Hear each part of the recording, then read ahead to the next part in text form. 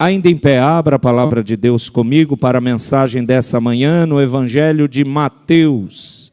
Por favor, capítulo 21. Mateus 21. Em reverência à presença santa do Senhor e à sua palavra, vamos atentar à leitura dos versos 28 a 32. Mateus, capítulo 21, versos 28 a 32. Mateus 21, 28 a 32, diz assim a palavra do nosso Deus.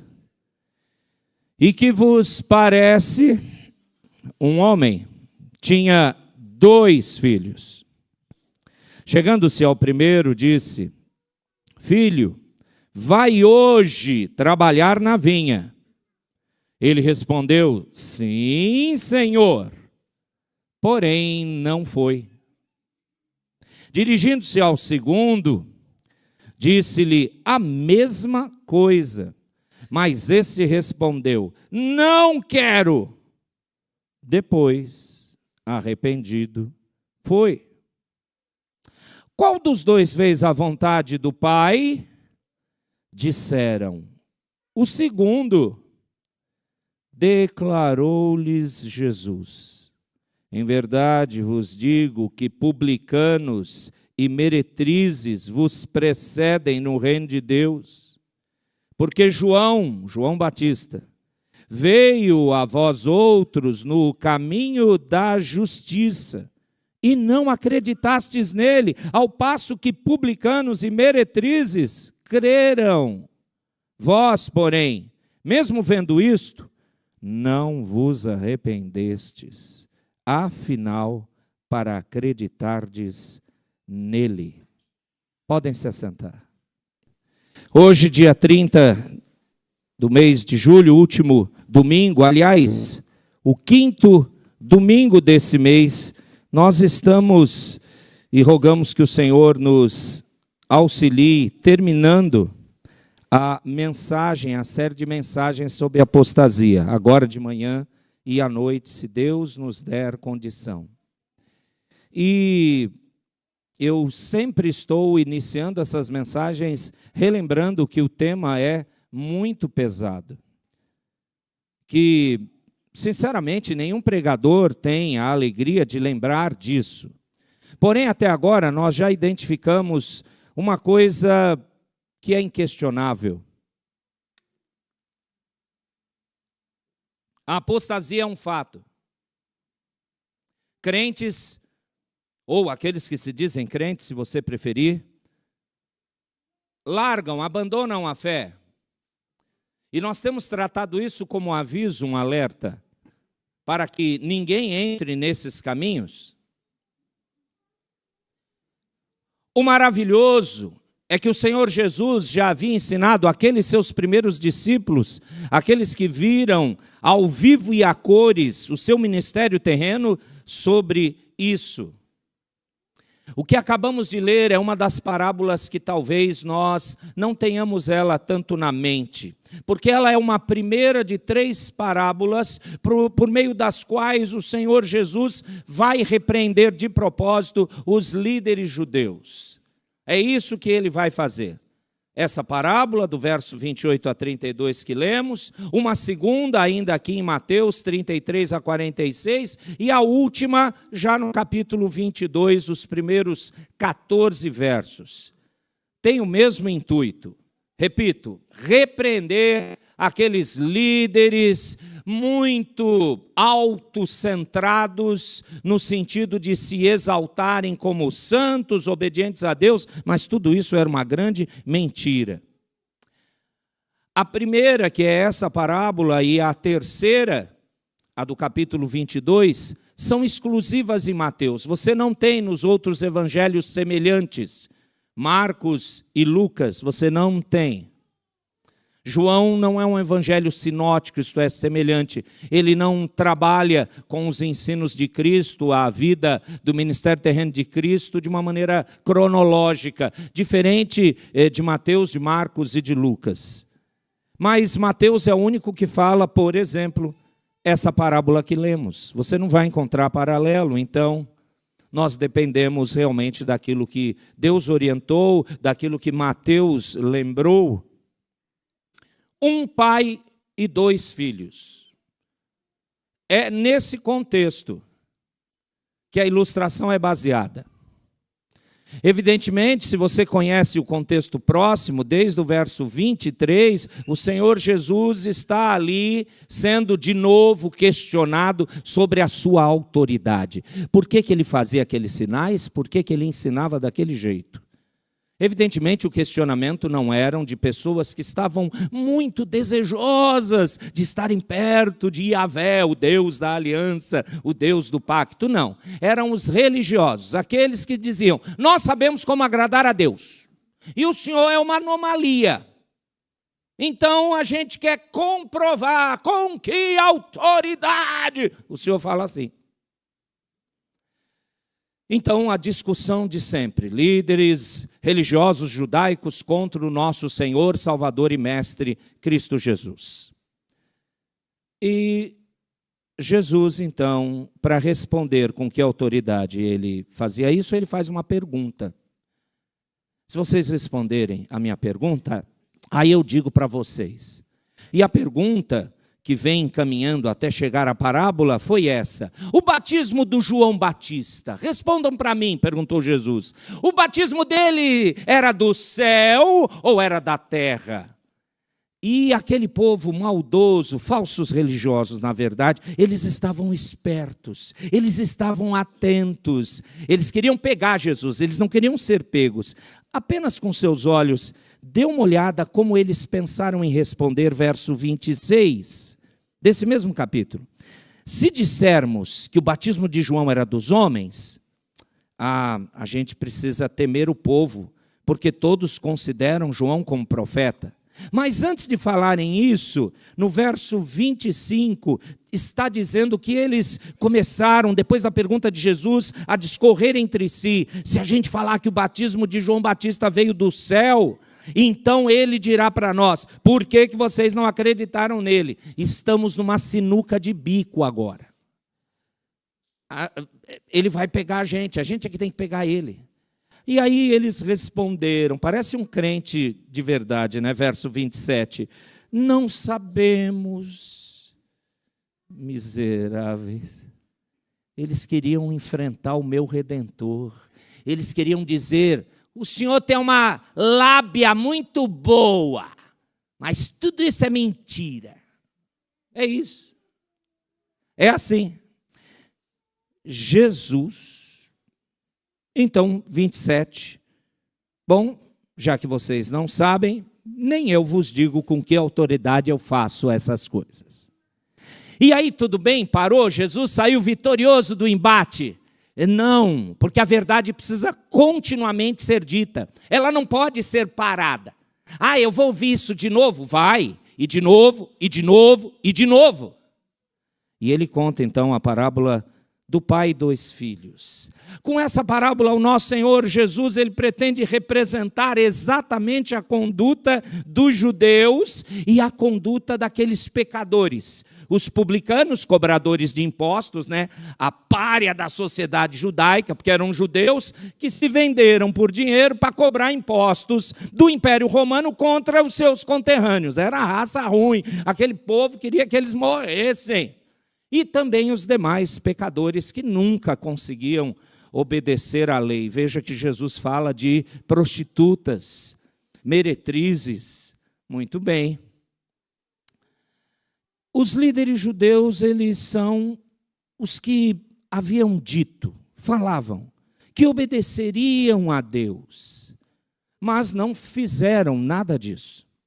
Agora, os publicanos e as prostitutas são os que haviam dito que seguiriam o seu próprio caminho, não queriam saber nada sobre Deus, mas logo eles tomaram o caminho de Deus, porque estavam se arrependendo. O homem da parábola, é evidente, representa o Senhor nosso Deus, E os dois filhos simbolizam essas duas classes de judeus. Os judeus fariseus, com os seus seguidores e imitadores, e o outro grupo de judeus, os sem lei, os pecadores, que não tinham nenhuma pretensão religiosa. Dá uma olhada nos primeiros aqui, a partir do verso 28 que nós lemos. Esses primeiros, representados por esse primeiro filho, são aqueles que professam guardar a lei estritamente. Eles diziam que ao pé da letra, literalmente, eles guardavam a lei. Embora, incrivelmente, isso acontecia na vida deles, eles não se importavam com aquilo que realmente a lei ensinava. Não tinha mudança de caráter, de vida para eles. Na verdade, esse primeiro grupo, representado pelo primeiro filho, fazia um divórcio. Divorciavam a religião da moralidade. Eu creio, mas a minha vida, meu caráter, minhas práticas não tem nada a ver com isso. E é interessante que Jesus os confrontou assim no verso 31. Olha o primeiro filho novamente. O que ele disse? Segundo o verso de número 29. Sim, Senhor. Conhece quem é o Senhor, conhece a autoridade desse Senhor e dá aquela resposta que não poderia ser outra. Para o Senhor, a gente diz sim. Só que esse primeiro filho não fez o que disse que ia fazer. Isso representava aquela conduta dos escribas e fariseus, professando obedecer a Deus, observando os seus ritos externos da religião, mas eles se opunham realmente ao reino de Deus. Eles estavam prestes a matar o Senhor Jesus, não esqueça disso. E o segundo filho, o segundo grupo, são aqueles que dizem, falam mesmo, falam que estão no coração, a boca fala que está cheio o coração, falaram, não vou seguir, não vou obedecer. Essa realmente era a linguagem padrão dos publicanos e dos homens maus. Eles se recusavam, a princípio, inicialmente, eles diziam não para professar, falar que creem em Deus, estarem dispostos a ir e obedecer. Só que aí o texto fala que esse segundo grupo, esse segundo filho, diz não quero, verso 30, depois arrependido, foi. Arrependimento. Engraçado que Mateus usa aqui a palavra arrependimento, que só Mateus usa. Ele não usa outra palavra, que vem a nossa palavra metamorfose, que é arrependimento, mudança radical. Não, ele usa uma outra palavra. Ele usa uma palavra que significa mudança de ideia. Estar arrependido mais tarde. A princípio o coração grita, não. Mas depois ele se arrepende e obedece.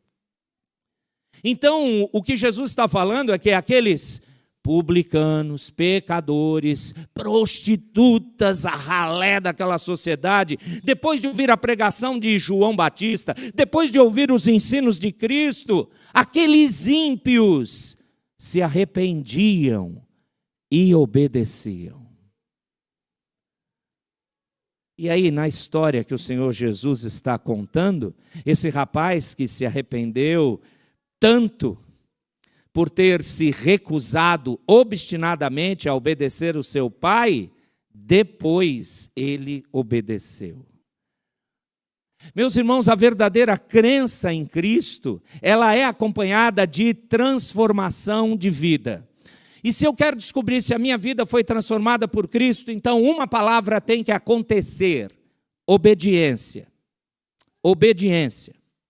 Veja que os próprios perseguidores de Jesus, aqueles fariseus e escribas, eles entenderam também isso com clareza. Olha o verso 31. Qual dos dois fez a vontade do Pai? Perguntou Jesus. O que eles disseram?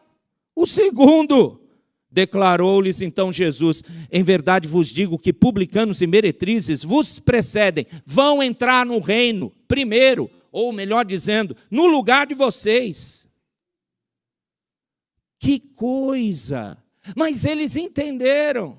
Só que é estranho que eles não perceberam que isso condenava a eles. A falsa religiosidade ou o falso cristianismo cega, porém não consegue ir contra a verdade.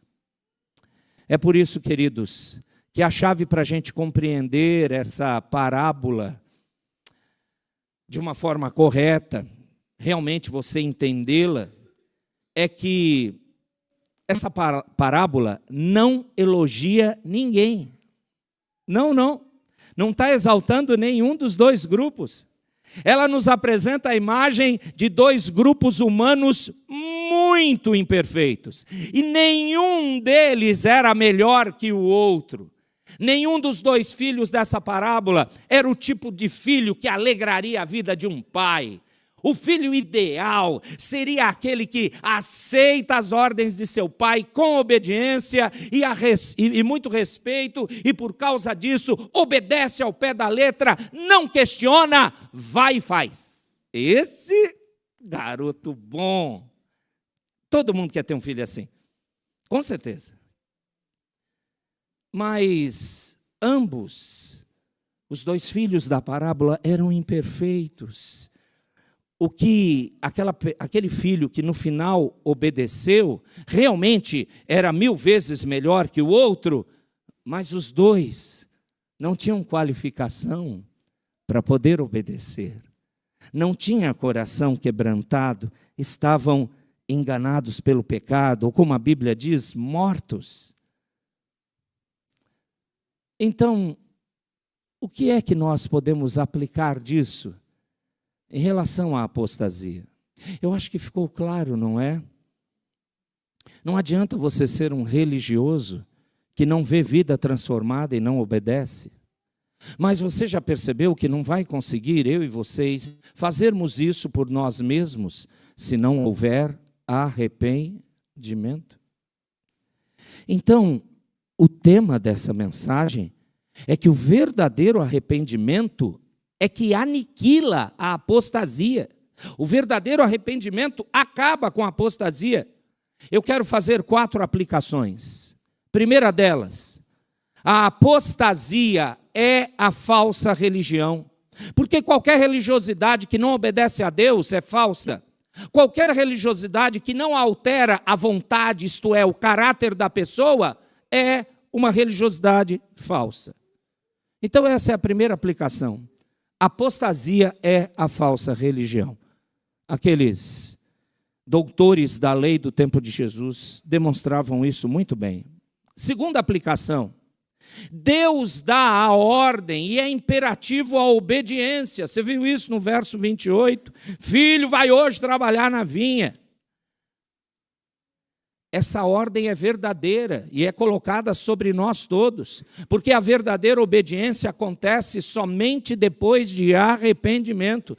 Quem se arrependeu, quem foi tocado pela palavra, quem foi quebrantado, confessou os seus pecados, viu a sua impotência, esse foi e obedeceu. Porque a verdadeira religião bíblica também somente vai ter obediência após arrepender-se dos seus pecados. E Jesus fala isso no verso 30, usando a palavra arrependimento, e no verso 31, dizendo que publicanos e meretrizes entrarão no reino. Só pode ser porque eles se arrependeram dessa vida ilícita e pecaminosa. Terceira e penúltima aplicação. O que é crer em Cristo, então, verdadeiramente? A demonstração verdadeira de crer em Cristo é caracterizada pelo arrependimento da vida que se leva. Você olha a sua vida e compara ela com a palavra e vê que ela está errada e você se arrepende. Quem está fazendo essa obra acontecer é o poder do Espírito Santo de Deus. Mas aí você não se arrepende e você diz que você está certo. Você é um fariseu, você é um escriba, você é um suposto doutor da lei. Não, mas você não é cristão. Os publicanos e meretrizes. Você já ficou com raiva de que certas pessoas nesse mundo se convertem? Você já olhou assim, olha o fulano, estuprador, ladrão, mentiroso, creu em Jesus agora. Você já ficou com raiva disso, seu fariseu? Ficou dizendo, não é da minha estirpe.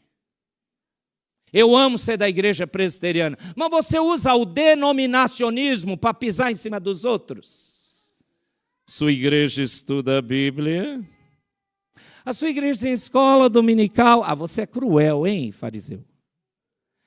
Preste atenção, tem mudança de vida, porque a falsa crença em Cristo é uma declaração de fé que não é acompanhada de obediência prática. Você obedece, você se vê impulsionado a obedecer, você se arrepende de não ser o crente que Cristo quer que você seja. Oh, está tudo bem. Nós estamos em alerta, o Senhor Jesus está voltando e muitos de nós continuam brincando. Você vai tomar não um susto, vai ser um desespero o dia do juízo para você. Deveria ser o contrário, deveria ser o único anseio do crente. Volta, Senhor Jesus, estamos te servindo, estamos sendo quebrantados, estamos na batalha, não desistimos no meio da dor, porque o Senhor é conosco, mas volta logo. Ó Senhor, eu mentia, eu não minto mais. Ó Senhor, eu consigo pelo teu poder lutar contra o pecado. A minha vida não é igual a como estava estava acontecendo com ela até um tempo atrás. O Senhor tem me mudado. As pessoas olham para você e veem essa mudança, ou já sabe o rótulo farisaico das suas características. Aquela mulher é sempre assim, aquele homem, esquece, aquele jovem, aquela jovem, é igual. É isso. Crer em Cristo não é assim. Última aplicação, quarta e última aplicação. O verdadeiro arrependimento aniquila a apostasia. Arrependimento é a avaliação sobre a vida que se leva. Quando você avalia, como é que eu sou como crente? Você vai se arrepender e vai querer correr para Deus. As pessoas ficam com problemas, encaram seus pecados. Eu não quero mais então orar, nem ler Bíblia, nem vir à igreja, nem falar com crentes, nem pedir ajuda. É uma anomalia, está errado, arrependa-se. Senhor Jesus te salvou, quer você perto dele. Porque arrependimento leva à obediência de fato, porque deixa clara a nossa dependência de Deus. Isso é vida transformada. Seja, em nome de Jesus, sejamos o segundo filho. Se arrependa e obedeça ao chamado de Deus. Quando não há arrependimento, então somente resta um apóstata, religioso, sabe o caminho da igreja, nem falta de manhã e de noite, mas a vida, nada de nada de nada. Bom, eu sei o que vai acontecer se você continuar assim. Você vai deixar de vir aqui, você vai chamar essa mensagem de muito dura, nesse domingo de manhã. Eu não quero ouvir isso. Apóstata! Mas se você é do Senhor Jesus, você recebe. Lembra aquele camarada de uma outra igreja? O pastor pregava e ele lá no fundo fazia assim. E o pastor pregava outra coisa, ele lá no fundo... O pastor ficou, era presbiteriano esse pastor, só estava pregando em outra igreja. Aí ele chegou no final, vem cá meu irmão, eu não lhe conheço, por que enquanto eu pregava, o senhor pulava no ar e pegava alguma coisa? Era um mosquito? Era uma abelha? O senhor estava me atrapalhando. Aquele irmão falou, pastor, quando a verdade vem, quando a bênção vem, eu tenho que pegar. Eu não posso perder isso, porque eu vou voltar para casa de mão vazia. Você volta para casa, crente, de mão vazia? É isso? Você vem aqui, vem aqui, vem aqui. Volta para casa, vou ver que filme que eu vou ver no domingo. Vai orar. Você não teve tempo de fazer culto doméstico a semana. Eu sei que você não teve. Você trabalha muito. Porque você tem muitas dívidas. Então, você não tem tempo. Domingo. Você fica preocupado, Senhor, me dá vontade de eu ir no culto à noite, porque eu quero pegar a tua palavra para a minha vida. O pastor não está pregando assim, no ar. O ensino é para mim, o Senhor me ama, porque eu sou um arrependido. Seja o segundo filho. É o arrependimento que destrói a apostasia. Amém. Feche os seus olhos, nós vamos orar e passaremos imediatamente para os nossos irmãos da superintendência. Senhor, eu e os meus irmãos, nós queremos examinar a nossa vida com os teus olhos. E sinceramente, Pai, nós que somos do teu povo, nós nos arrependemos de muitas vezes não te obedecer.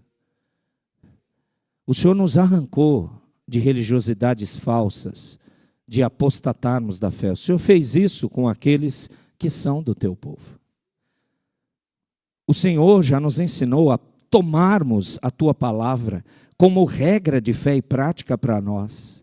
Alguns rotulam de tomar posse, outros ficam pulando no ar, como esse camarada da ilustração para pegar, mas nós conhecemos a tua palavra. O Senhor falou comigo e com o teu povo. Eu quero rogar por aqueles que talvez estejam no nosso meio e não sejam do teu povo. Leva eles ao arrependimento. Leva eles à transformação de vida constante, contínua, para que eles se sintam como nós, arrependidos filhos de Deus, que amam a Ti cada vez mais e nunca é suficiente, que olham as mazelas e limitações da sua própria vida e não dão de ombros dizendo, eu sou ser humano, não sou perfeito, e deixa a vida me levar, vida leva eu. Não, Senhor. Nós sabemos que o Senhor tem poder de regenerar, de justificar, de redimir, de converter, de salvar, de mudar a nossa vida. Não queremos ser apóstatas. Confessamos que imediatamente às tuas ordens dizemos, não vou, não farei. Mas pelo teu Espírito, louvado seja o teu nome, pelo teu Espírito, o Senhor nos quebranta em arrependimento e aí, arrependidos depois, voltamos e fazemos. Voltamos e ficamos firmes. Voltamos de novo ao lugar da oração. Voltamos a aprendermos a tua palavra. Voltamos a te obedecer. Abençoa o teu povo assim, até a volta tua, ó Redentor eterno, que ansiamos por demais. Porque essa vida tem muita dor, tem muito sofrimento, tem muita preocupação. Isso pode atrapalhar demais a caminhada. Ajuda-nos, livra-nos de vez, mas até lá nos fortalece para vivermos vidas arrependidas em nome teu. No teu santo e poderoso nome rogamos, o nome de Cristo Jesus. Amém.